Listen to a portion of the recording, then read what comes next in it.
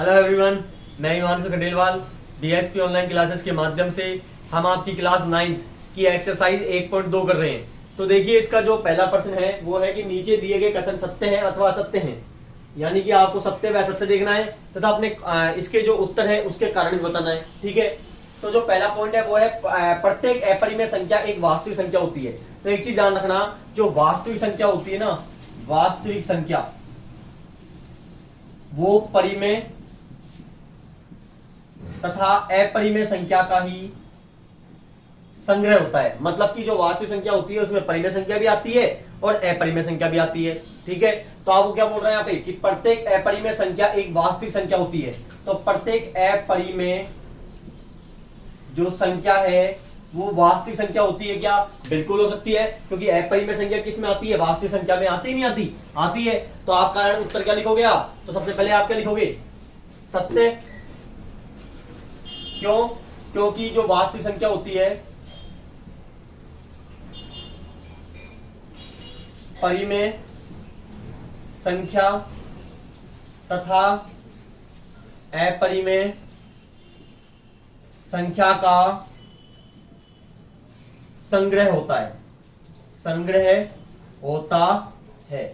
आगे समझ में? तो देखिए क्या होता है कि जो वास्तविक संख्या होती है ये क्या होती है, एक तरह से इसमें परिमेय और अपरिमेय संख्या दोनों तरह की संख्या ही पाई जाती है, इसलिए कथन क्या है? सत्य है।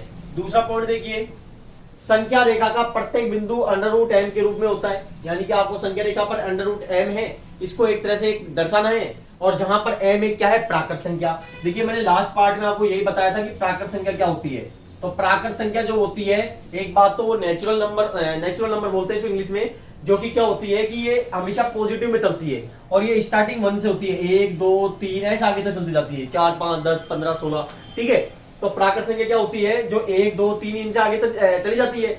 ध्यान रखना, प्राकृत संख्या में बस सिंपल संख्या आती है, सिंपल टाइप की आती है, मतलब कोई रूट कुछ भी टाइप का नहीं आता इसमें। ठीक है, तो संख्या रेखा का प्रत्येक बिंदु √m के रूप में होता है, जहां m एक प्राकृत संख्या है। अब देखिए √m मतलब m एक संख्या है। अब m कुछ भी संख्या हो सकती है, सपोज लो 1 भी हो सकती है, 2 भी हो सकती है, 3 भी हो सकती है, 4 5 6 7 8 9 10 ऐसे आगे तक कुछ भी हो सकता है।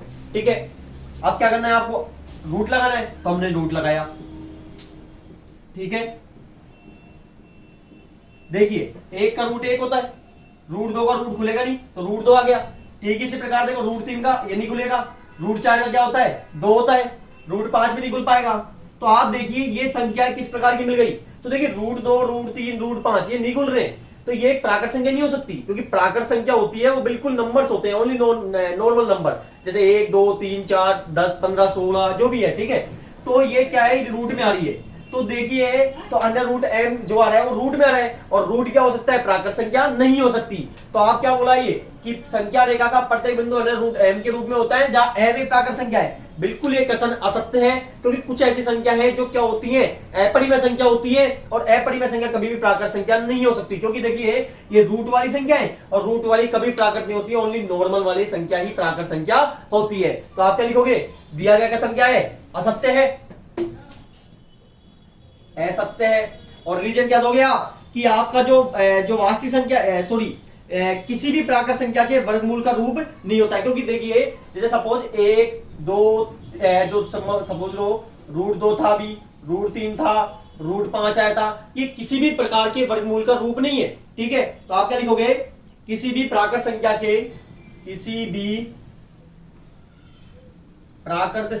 के ये वर्गमूल का रूप नहीं है। क्लियर? या आगे तक हो सकती है ऐसे। ठीक है, अगला पॉइंट थर्ड देखिए, प्रत्येक वास्तविक संख्या एक अपरिमेय संख्या होती है। देखो अभी पहला पॉइंट हमने पढ़ा था कि जो वास्तविक संख्या होती है वो परिमेय तथा अपरिमेय संख्या का संग्रह होता है। अपरिमेय संख्या का क्या होता है? संग्रह होता है।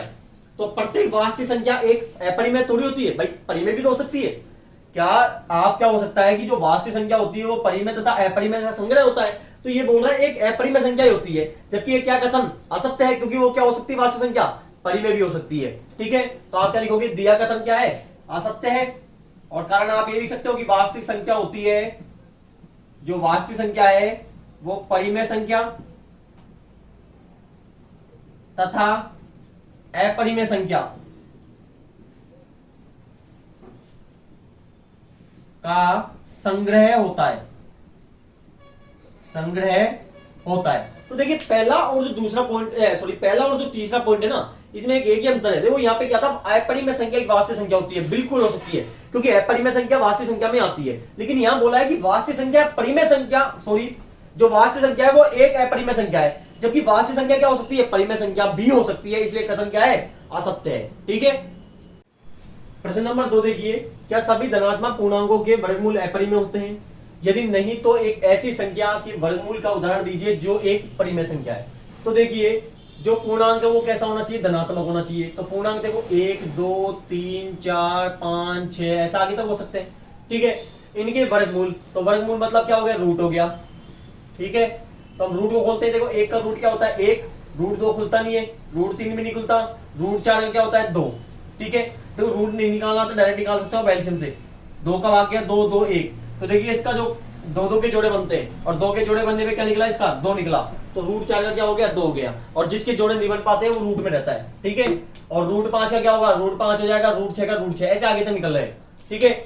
तो क्या ये वर्गमूल अपरिमेय होते हैं क्या? देखिए अपरिमेय क्या है, ये अपरिमेय है, ये भी अपरिमेय है, ये भी अपरिमेय है, ये अपरिमेय है। लेकिन ये दो संख्या कैसी है, एक परिमेय संख्या है, जो रूट में ये वो परिमेय संख्या ही होती है। ठीक है। तो आपको क्या बोला है कि अपरिमेय संख्या होती है क्या? यदि नहीं तो एक ऐसी संख्या के वर्गमूल का उदाहरण दीजिए जो एक परिमेय संख्या है। तो देखिए उदाहरण आप ये भी दे सकते हो, क्योंकि एक परिमेय संख्या है, क्योंकि देखो रूट खुला है इसका। ठीक है। इसी प्रकार रूट 4 भी है। ठीक है। इसी प्रकार रूट 9 भी है, रूट 16 भी है, रूट 25 भी है, क्योंकि देखो 9 का रूट क्या होता है 3 हो जाता है, इसका क्या होता है 4 होता है, इसका क्या होता है 5 होता है। ठीक है। तो आपको कुछ ऐसे उदाहरण देने हैं जो क्या है एक परिमेय संख्या है। तो देखिए आप क्या लिखोगे कि जो दिया गया कथन है वो कैसा नहीं है, सही नहीं है, क्योंकि देखिए जो वर्गमूल होते हैं वो अपरिमेय के साथ क्या भी हो सकते हैं, परिमेय भी हो सकते हैं। ठीक है। तो आप किस प्रकार लिखोगे इसको, तो आप लिखोगे कि नहीं,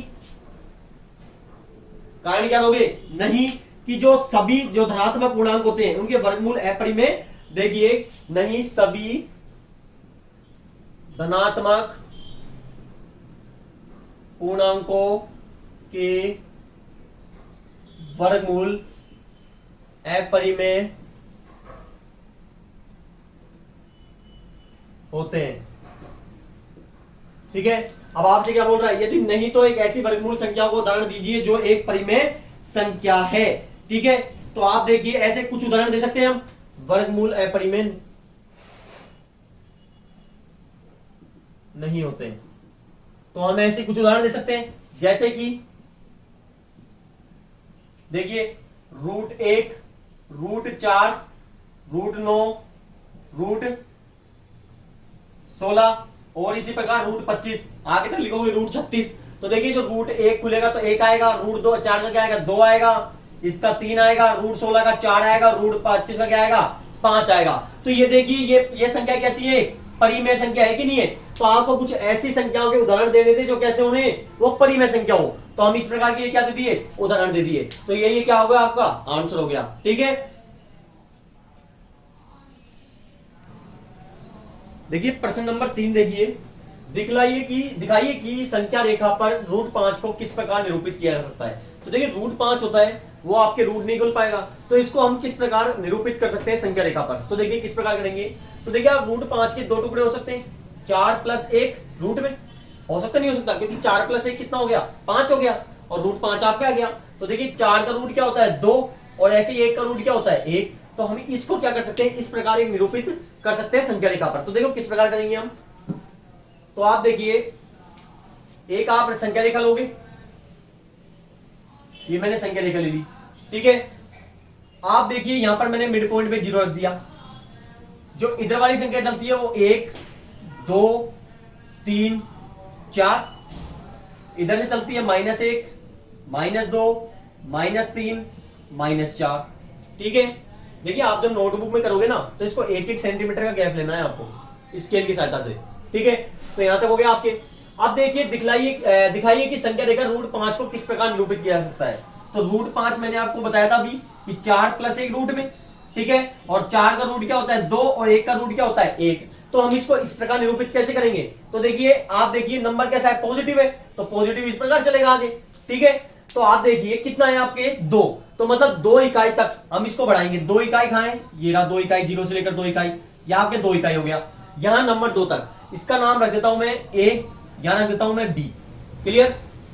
अब आप क्या करोगे, जो बी पॉइंट है इस पे आप आपके जो डी है उसकी सहायता से, ठीक है, 90 डिग्री का कोण बनाओगे। तो आप जब डी पे बनाओगे तो कुछ इस प्रकार यहां पे आपका पॉइंट आएगा, ठीक है।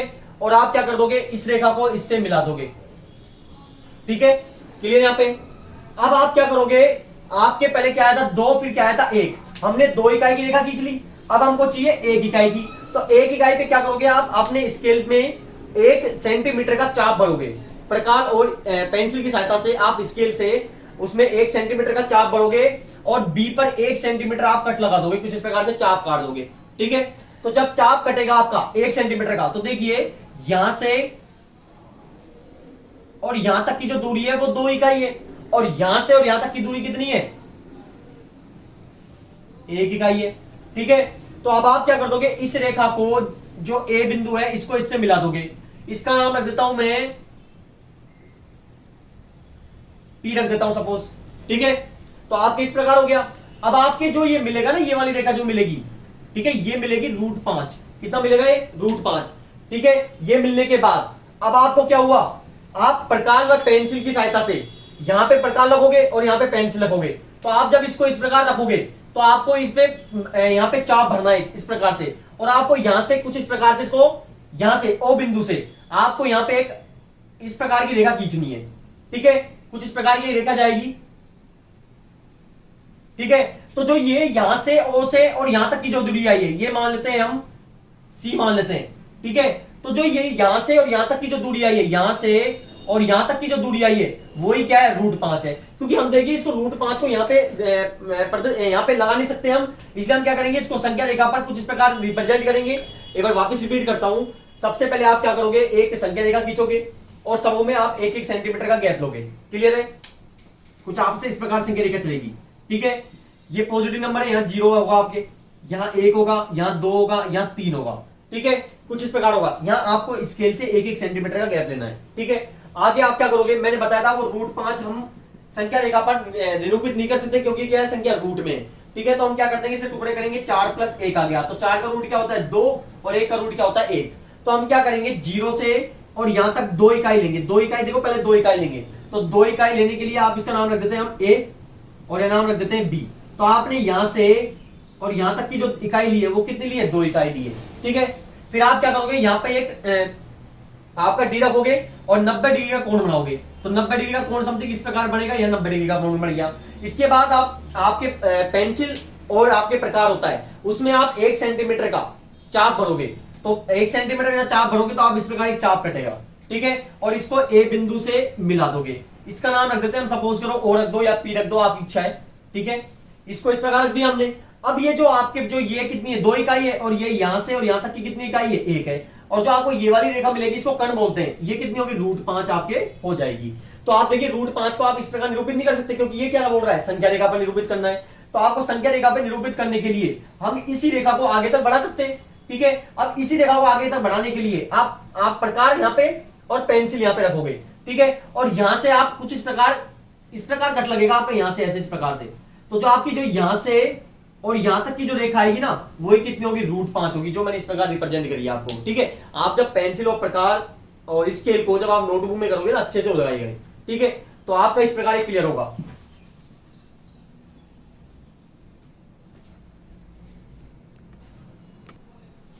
देखिए आपको आगे बताता हूं कि ये देखो, जब भी कोई समकोण है, ये समकोण है, यहाँ पे 90 डिग्री का कोण है, कोई समकोण है, तो इसके सामने वाली जो रेखा होती है ये कहलाती है कर्ण, ठीक है। नीचे वाला ये जो हिस्सा है वो हो गया आधार, और ये हो गया आपके लंब। तो देखिए यहाँ पे जब इस प्रकार की जब होती है तो इसको बोलते हैं पाइथागोरस,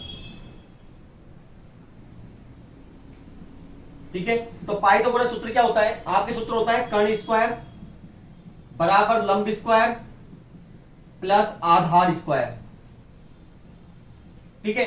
तो देखिए हम इसके टुकड़े कर सकते हैं किस प्रकार, देखिए तो लंब हमने कितना माना था, 2 माना था, तो 2 का स्क्वायर, ठीक है। यहां आपने क्या माना था, यहां पे आधार माना था, यहां पे, तो ठीक है। तो लंब स्क्वायर प्लस आधार स्क्वायर, यही था आपके।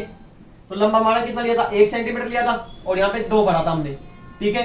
तो आपके देखिए 1 का स्क्वायर क्या होता है 1, और 2 का स्क्वायर क्या होता है 4 होता है, ठीक है।